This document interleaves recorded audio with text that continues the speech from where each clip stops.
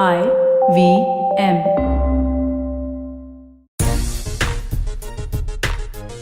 नमस्कार, खेल नीति पर आपका स्वागत है। मैं हूँ राजीव मिश्रा। आज का दिन बेहद खास है क्योंकि एक ऐसा खिलाड़ी हमारे साथ है जिसका उदय मैदान पर सूर्य की तरह हुआ। हम बात कर रहे हैं सूर्य कुमार यादव की। सूर्य कुमार यादव जो भारतीय टीम के लिए 3 मैचों में ही अपना वो इंप्रेशन छोड़ गए जो बाकी के खिलाड़ी नहीं कर पाते। खास तौर से जिस तरह से उन्होंने जोफ्रा आर्चर की गेंद को, पहली गेंद जो उन्होंने खेली अंतर्राष्ट्रीय क्रिकेट में, गेंद को बाउंड्री के पार पहुंचाया और जिस तरह से वो अपने शॉट्स को इनोवेट करते हैं और खासतौर से मुंबई इंडियंस के लिए जो कुछ रोल वो इन दिनों निभा रहे हैं वो कमाल का है। और इसी कमाल के प्रदर्शन के साथ आज वो हमारे साथ बातचीत करेंगे।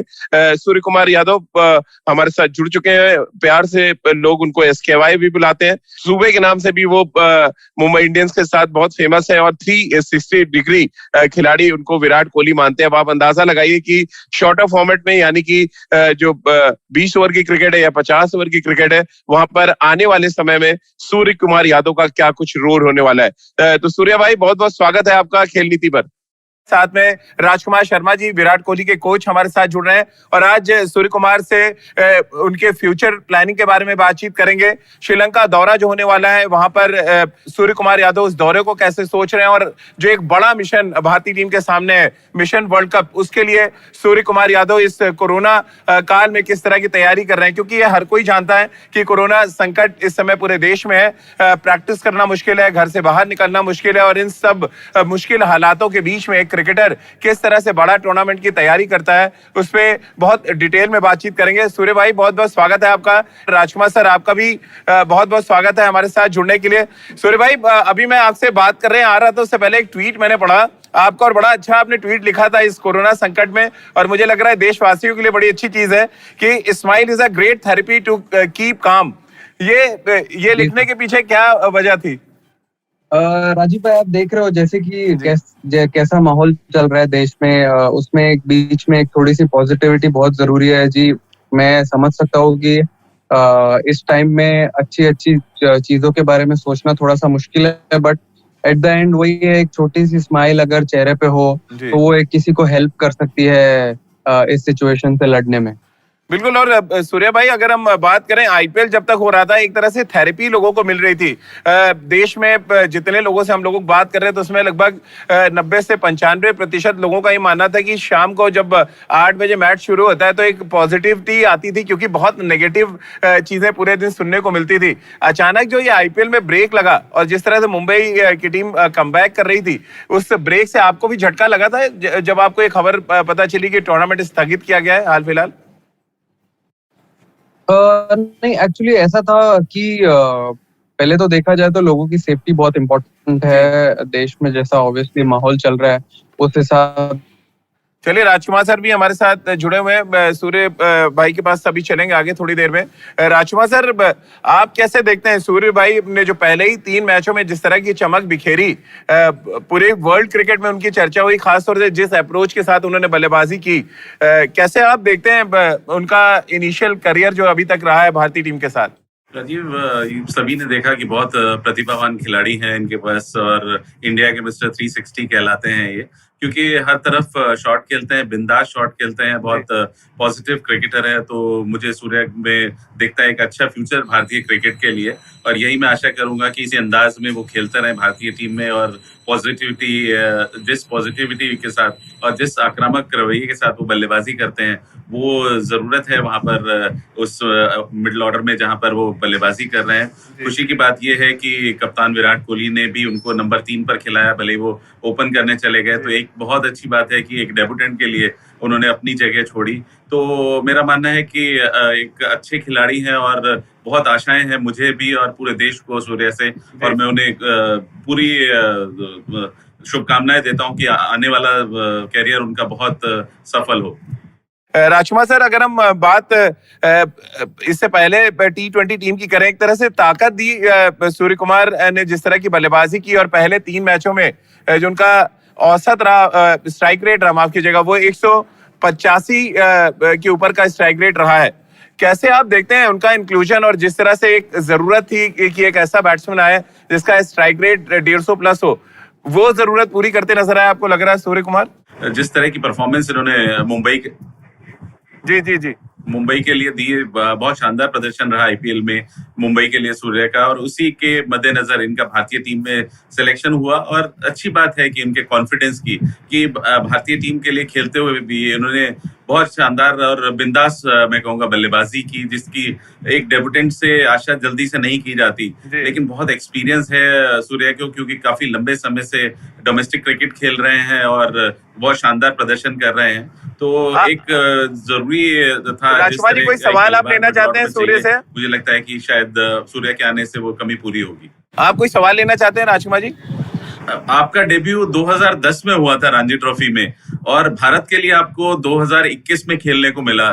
तो 10-11 साल तक अपने आप को आप मोटिवेट कैसे करते रहे और किस तरह की मेहनत करते रहे कि नहीं मुझे भारत के लिए खेलना है? सभी जानते हैं कि आप बहुत टैलेंटेड क्रिकेटर हैं, उसमें सभी ये कहते थे हर बार हर सीरीज से पहले कि इनको चांस मिलना चाहिए, लेकिन अनफॉर्चुनेटली जगह नहीं बन रही थी। तो अपने आप को किस तरह आप मोटिवेट करते रहे ऐसी स्थिति में? सर, जहाँ तक मुझे याद है, 2000 ऑब्वियसली सबका ड्रीम होता है इंडिया को खेलना, और इनिशियल स्टेजेस में मुझे ऐसा लग भी रहा था 2010, 11, 12 सीजन के बाद कि मैं इंडिया को जल्दी खेल जाऊंगा। But at the same time मुझे ऐसा लगा कि फोकस प्रोसेस पे करना बहुत जरूरी था उस समय, क्योंकि मैं ज्यादा हमेशा कंक्लूजन के बारे में सोच रहा था कि मैं ये करूंगा तो मुझे वो मिलेगा, तो थोड़ा मैं रिजल्ट ओरिएंटेड हो गया था। बट आगे आगे धीरे धीरे जैसे जैसे मैं एक्सपीरियंस करता गया, तो मुझे ऐसा पता चला कि आप जितना हार्डवर्क करते रहोगे, जितना आप प्रोसेस और रूटीन को फॉलो करते रहोगे, उतना आपको हमेशा रिजल्ट अपने आप आगे जाके मिल जाएगा, और उसके बारे में आप नहीं सोचोगे। और एक चीज है कि इस गेम का जो पैशन है वो मुझे ड्राइव करता रहा कि करते रहो, अच्छा करते रहो। और जो स्टार्ट में मॉम डैड का इतना सपोर्ट था, वो हमेशा बोलते रहते थे कि हार्ड वर्क करते रहो, अपने आप जब तुमको टाइम आएगा सही, तब सब चीज अपने आप मिलते रहेगी। बाद में वाइफ ने भी यही बोला जब मेरी शादी हो गई, तुम यही चीज पे फोकस करते रहो हमेशा, और जब तुमको सही टाइम होगा, जब पता चलेगा कि तुमको अपने आप फीलिंग आ जाएगी अब तुमको वो अपॉर्चुनिटी मिलने वाली है, उस चीज के बारे में मत सोचो, सिर्फ 100% हार्ड वर्क करो और just be true to cricket, that's it. Surya भाई, अब क्योंकि एक लंबा सीजन है इस समय हिंदुस्तान के सामने, श्रीलंका दौरे पे भारतीय टीम को जाना है, T20 मैचेस वहां पे खेलने हैं, उसके लिए क्या कुछ प्रिपरेशन आप कर रहे हो? और साथ ही क्योंकि वर्ल्ड कप बिल्कुल सिर पे है और ये हर कोई जानता है, आप एक तगड़े कंटेंडर हैं, और कुल मिलाकर अगर मेरी नजर से देखें या राजकुमार सर की नजर से देखें तो आप उस स्क्वाड का बड़ा इंपॉर्टेंट हिस्सा होने वाले हैं आने वाले टाइम में। कैसे आप देख रहे हैं इस आने वाले सीजन को? राजीव भाई, ऐसी बात है कि आईपीएल से वापस आने के बाद मैंने एक हफ्ता और 10 दिन का ब्रेक लिया है। उसमें मैं वो 10 दिन में वही सोच रहा था कि मैं अपने आगे जो चैलेंजेस आने वाले हैं उसको कैसे टैकल करूंगा। तब तक पता नहीं था कि एक सीरीज आने वाली है, बट अब पता चल गया है कि आगे कुछ आने वाला है, तो मैंने उसके लिए प्रिपरेशन स्टार्ट कर दी है। जैसे अपनी ट्रेनिंग होती है, अपना अच्छा डाइट होता है, फिर जो बैटिंग वगैरह करते हैं वो सब मैंने यहाँ पर बिल्डिंग में अपना अरेंज करके रखा हुआ है, किसी चीज की कमी नहीं रखी। तो प्रिपरेशन में बिल्कुल भी कुछ ये कमी नहीं पड़नी चाहिए, इसलिए मैंने सब करके रखा है। घर में एक छोटा सा जिम बनाया हुआ है, कोई इशू नहीं है, पीछे एक छोटा सा ग्राउंड है, तो हर बॉक्स को मुझे टिक करना है उस सीरीज के पहले। ऑब्वियसली इस साल वर्ल्ड कप भी है और भी बहुत सारे चैलेंजेस है, बट अभी मैं उतना दूर के बारे में सोच नहीं रहा हूँ। जैसे मैंने आपको कहा कि हमेशा जब मैंने प्रोसेस पे फोकस किया है और हर रूटीन को फॉलो किया है, तो हर चीज अपने आप अपने जगह पे होते गई है। तो करंटली अभी जो आने वाला सीरीज है उस पे मैं पूरा फोकस करूंगा कि मैं अपना बेस्ट दे सकूं। उसके बाद एक एक स्टेप लेते रहेंगे एक टाइम पर। बिल्कुल सूर्य भाई, लेकिन आपने कब सोचा था? एक तो डेब्यू बहुत लेट हुआ आपका, और डेब्यू लेट होने की वजह से सिर्फ 3 मैचेस आपने खेले इंटरनेशनल, 185 के ऊपर का स्ट्राइक रेट रहा, और अगला जो कोई बड़ा चीज नजर आ रहा है वो वर्ल्ड कप है। आपको लग रहा है जब ऊपर वाला देता है बड़े ही देर से सही, छप्पर फाड़ के देता है, और ऐसा ही हो रहा है कि आपको वर्ल्ड कप खेलने का ड्रीम लगभग पूरा होता नजर आ रहा है? जी राजीव भाई, हमेशा मैंने सोचा है कि अगर मैं जब भी इंडिया को खेलूंगा तो मेरा ड्रीम यही होगा कि मैं इंडिया को वर्ल्ड कप जिताऊं। तो एक चीज तो ड्रीम पूरा हुआ मेरा कि मैंने इंडिया को डेब्यू किया। अब सेकंड ड्रीम वो है, उसकी तरफ मैं मेहनत कर रहा हूँ अच्छे से, क्योंकि जैसा मेरा स्टार्ट हुआ है इंडिया के लिए करियर, ऑब्वियसली बहुत बूस्ट मिला है, अच्छा मोमेंटम मिला है। उसी मोमेंटम को मैं कैरी करना चाहूंगा अपने और हार्डवर्क से। जी बिल्कुल, चलिए सूर्य भाई और राजकुमार जी से बातचीत का सिलसिला जारी रखेंगे, लेकिन उससे पहले दो तस्वीरें आपको दिखाते हैं। दो ऐसे शॉट्स सूर्य कुमार यादव ने खेले अपने छोटे से करियर में जो लंबे समय तक याद रखे जाएंगे। एक, अगर हम जोफ्रा आर्चर की पहली गेंद पे छक्का अगर आप अपनी टीवी स्क्रीन पे देख रहे हैं वो याद करें। फिर अभी आईपीएल में पैट कमिंस को एक इतना लंबा छक्का मारा सूर्य कुमार यादव ने फ्लिक करके, जो मैदान के बाहर चला गया, और हार्दिक पांड्या के एक्सप्रेशन ये बता रहे थे कि कितना बड़ा छक्का उन्होंने लगाया। अब सूर्य भाई, पहले तो आप बता दें, ये जोफ्रा आर्चर को आपने टारगेट किया था, ये क्या था पूरा मुद्दा कि पहली गेंद आपने खेली जोफ्रा आर्चर की और आपने वो जो आपका फेवरेट शॉट है जिसकी वजह से आपको मिस्टर 360 कहते हैं, वो आपने खेला। बहुत बड़ा जिगरा चाहिए, आप अपने करियर के पहला मैच खेल रहे हैं और इतना बड़ा शॉट आप खेलें। राजीव भाई, एक्चुअली मैं उनको हमेशा से देखते हुए आ रहा हूँ आईपीएल में, और उनके साथ खेला भी हूँ लास्ट 3 साल से। तो जो भी नया बैट्समैन कभी भी आता है तो वो उनको हमेशा हार्ड लेंथ रखने को ट्राई करते। तो वो मैं उस टाइम सोच रहा था जब मैं अंदर बैटिंग को जा रहा था, और जैसे कि आपको पता ही है मुझे इतने टाइम के बाद अपॉर्चुनिटी मिली है, तो obviously I had to be myself. मुझे जाके वही कुछ अलग नहीं करना था, और वही करना था जो मैं हमेशा करते हुए आ रहा हूँ, और मैंने वैसा ही क्रिकेट खेला जैसा मैं हमेशा खेलता हूँ। And I am very happy that I was very successful. बिल्कुल, पैट कमिंस वाला भी बताएं, बड़ा उसमें तो पूरा मुंबई इंडियंस का खेमा बिल्कुल झूमता हुआ नजर आया था। वो जिस तरह से अपने बना के वो फ्लिक मारा पैट कमिंस को, और दोनों ही आज के डेट में वर्ल्ड के फास्टेस्ट बॉलर्स में से एक हैं। जी बिल्कुल, और बहुत मजा आता है मुझे जब भी अच्छा चैलेंज आता है सामने, अच्छे फास्ट बॉलर्स आते हैं या अच्छे स्पिनर्स आते हैं, तो उनके अगेंस्ट में मुझे खेलने बहुत मजा आता है। और जोफ्रा आर्चर के बाद जब पैट कमिंस को भी मैं खेला हूँ, मैं उनके साथ केकेआर में भी था, तो मुझे पता था कि क्या क्या वो कर सकते हैं वो सिचुएशन में जब वो टाइम पे बॉलिंग करने के लिए आते हैं। बट वो शॉट मुझे यहाँ तक की याद है, वो शॉट के लिए मैं प्रिपेयर्ड था पहले से, क्योंकि एक छोटी साइड थोड़ी बाउंड्री थी, तो मैंने सोचा कि अगर चांस ले लिया जाए इस साइड तो एटलीस्ट 6 रन तो कैसे ना कैसे मिल ही सकते हैं। बट वो इतना लंबा जाएगा इसकी कामना मैंने नहीं की थी। और उसके बाद जो हार्दिक का रिएक्शन था वो देख के तो मैं बहुत खुश हो गया, क्योंकि हमेशा उल्टा रिएक्शन होता है, जब वो छक्का मारते हैं मैं वैसा रिएक्शन देता हूँ, तो वो रिएक्शन उनका देख के बहुत अच्छा लगा। राजकुमार जी, आपने देखा होगा जब दूसरा T20 मैच था, सूर्य कुमार यादव बैटिंग कर रहे थे विराट कोहली के साथ, और बैक टू बैक उन्होंने 3 चौके लगाए थे। विराट तब क्रीज पे थे, 2 मुझे याद है उन्होंने लेफ्ट शॉट खेले, फिर एक ऑफ स्टंप पे उन्होंने इम्प्रोवाइज किया। वो तस्वीरें तो हम चलाते रहेंगे, लेकिन मैं चाहता हूँ राजकुमार जी आप डिस्क्राइब करें विराट और एक साथ जब ये दोनों खेल रहे थे, क्या कुछ आपके जहन में चल रहा था उस समय? कैसे आप देख रहे थे सूर्य कुमार यादव एंड विराट कोहली की जोड़ी को? राजीव, मुझे तो खैर बहुत ही शानदार अनुभव था मेरा। तो मैं सूर्या से पूछना चाहूंगा कि आपको कैसा महसूस हो रहा था कि आप विराट के साथ खेल रहे हैं और आप इतने आक्रामक मोड में खेल रहे हैं, तो क्या विराट का क्या रिएक्शन था और आपका क्या रिएक्शन था कि आप इंडियन कैप्टन के सामने खेल रहे हैं? सर, जब मैं बैटिंग को अंदर जा रहा था मैं ऑलरेडी एकदम एक्साइटेड था कि मैं अभी अंदर जाने के बाद विराट भाई के साथ बैटिंग करने वाला हूँ। और जब मैं अंदर पहुंचा और जैसा मेरा इनिंग स्टार्ट हुआ वो टाइम पे उन्होंने बस एक ही चीज मुझे आके बोला कि जस्ट बी योरसेल्फ, और जो तुमको सही लगता है ये मोमेंट पे करो, और just make this as your battlefield. ये उन्होंने बोला था, मुझे याद है अभी भी वो टाइम पे।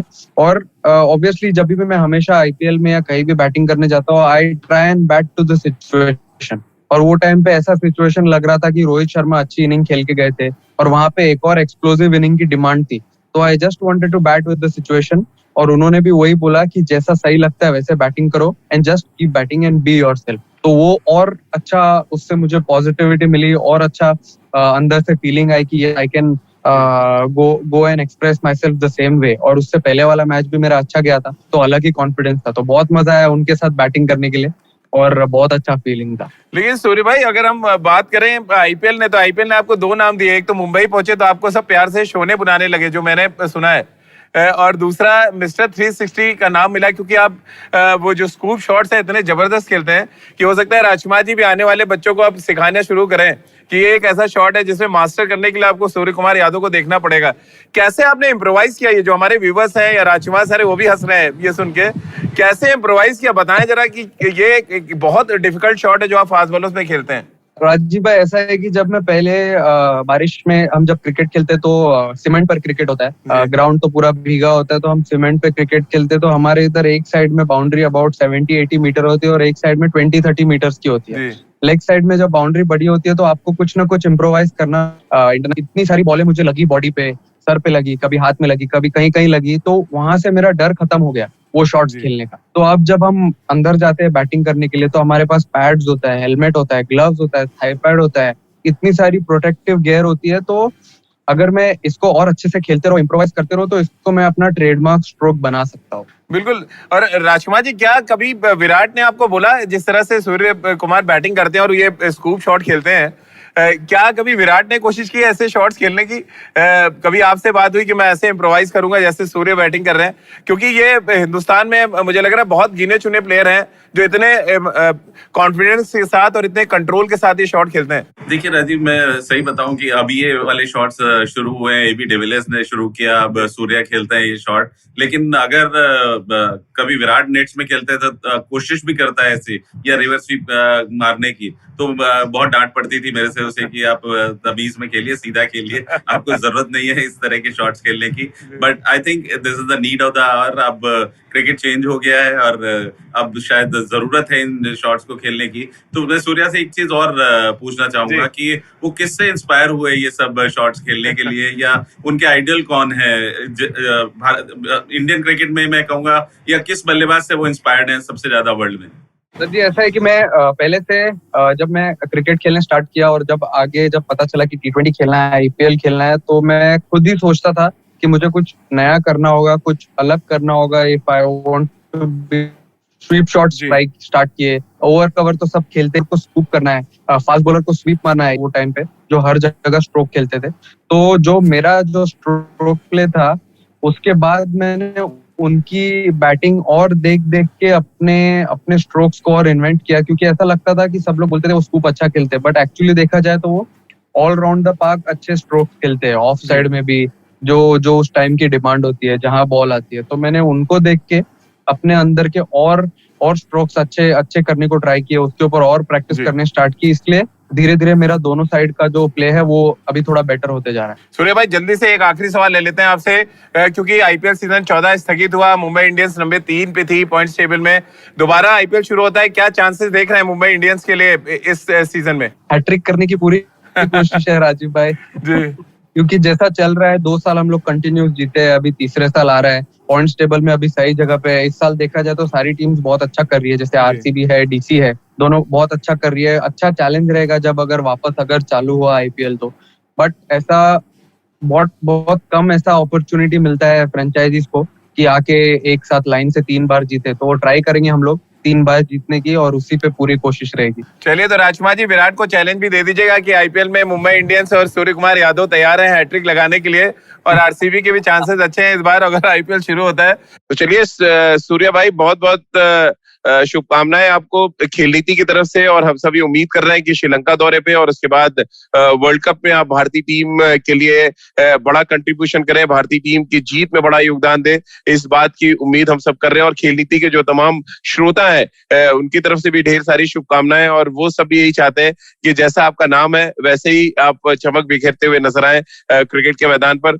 बहुत बहुत शुक्रिया आपका। और अगर हम खेल नीति के साथ अगर आप जुड़ना चाहते हैं तो रोज आप शाम 7:30 बजे जुड़ सकते हैं IVM के YouTube चैनल पर और IVM के Facebook पेज पर। इसके अलावा आप मेरे साथ भी जुड़ सकते हैं @राजीव मिश्र इंस्टा और ट्विटर पे आप अपने सवाल भेज सकते हैं। इसके अलावा आप खेल नीति का हर एपिसोड सुन सकते हैं IVM ऐप पर, IVMpodcast.com पर। इसके अलावा गाना, Spotify, सावन, गूगल पॉडकास्ट या अन्य IVM पॉडकास्ट पर आप खेल नीति के हर एपिसोड को सुन सकते हैं। बहुत बहुत शुक्रिया आपका हमारे साथ जुड़ने के लिए।